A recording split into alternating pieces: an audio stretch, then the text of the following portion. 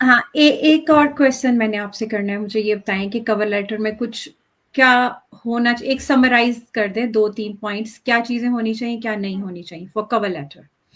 Okay, for इसके द बाद फिर हम वाइंड अप कवर करते हैं। लेटर आप उसको पर्सनलाइज करें। आपने उसमें अपनी इंफॉर्मेशन मेंशन करनी है, जितनी आपकी इंफॉर्मेशन टू द पॉइंट आप दे सकते हैं उसमें। आप कवर लेटर में अपनी इंफॉर्मेशन दें, और आप उसमें आपने उसमें अपनी विलिंगनेस शो करनी है कि why you are important to that specific role, why you are important to that company, if you are going to apply in that company, what makes you the best, what makes you valuable for that company। आपने उसको concise करना है, keep it concise.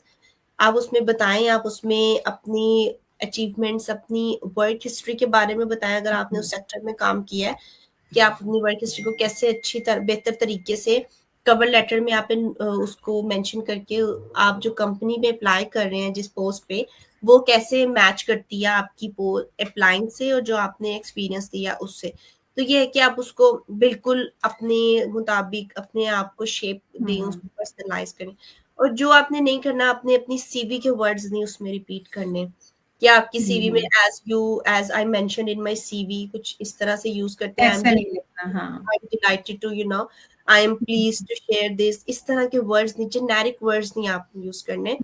आपने professional words उसमें use करने हैं, और आपने इस बहुत ज्यादा उसको जो है वो बड़ा नहीं, उसमें डिटेल्स मेंशन नहीं करनी, जस्ट टू द पॉइंट आप उसको मेंशन करें, एंड दैट्स इट।